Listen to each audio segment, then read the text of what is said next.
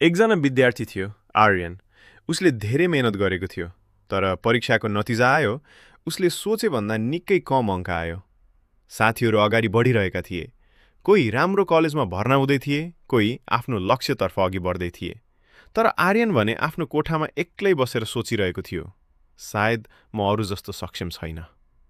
यदि तपाईँको जीवनमा पनि अहिले यस्तै समय चलिरहेको छ भने यो कथा तपाईँका लागि हो। आर्यनले फेरि प्रयास गर्यो, तर दोस्रो पटक पनि अपेक्षा अनुसार भएन। उसले किताब खोल्थ्यो, तर ध्यान लाग्दैन थियो।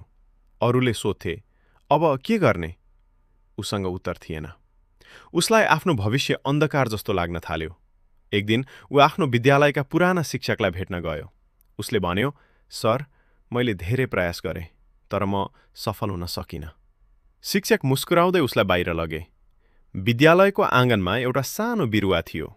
शिक्षकले सोधे, यो बिरुवा आज ठूलो रुख किन भएन? आर्यनले भन्यो, किनकि यसलाई समय चाहिन्छ।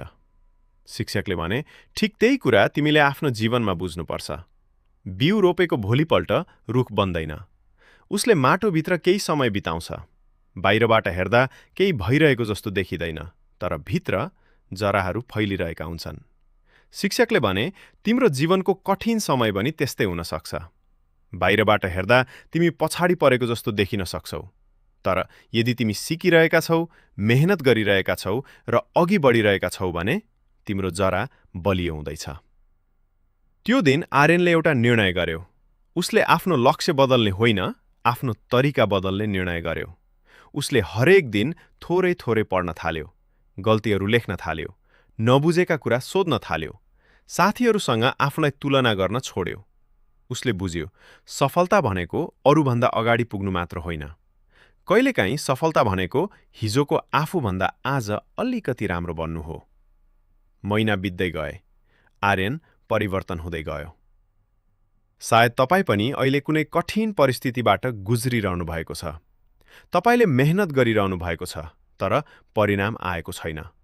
तपाईँलाई लागिरहेको हुन सक्छ, मेरो समय कहिले आउँछ? तर याद राख्नुहोस्, ढिलो हुनु भनेको असफल हुनु होइन। कहिलेकाहीँ जीवनले तपाईँलाई रोकिरहेको हुँदैन, तपाईँलाई तयार गरिरहेको हुन्छ।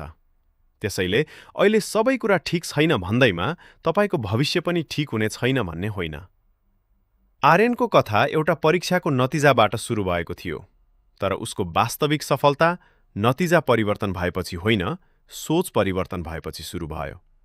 त्यसैले यदि अहिले तपाईँको समय कठिन छ भने एक कुरा कहिले नबिर्सनुहोस्, यो समय पनि बितेर जानेछ। आज तपाईँ कमजोर महसुस गर्न सक्नुहुन्छ। आज तपाईँ असफल हुन सक्नुहुन्छ। आज तपाईँ अरूभन्दा पछाडि हुन सक्नुहुन्छ। तर तपाईँको कथा अझै सकिएको छैन। अझै प्रयास गर्नुहोस्, अझै सिक्नुहोस्, अझै अघि बढ्नुहोस्, किनकि कठिन समय तपाईँको अन्त्य होइन। सायद यही समय तपाईँको नयाँ सुरुवात हो।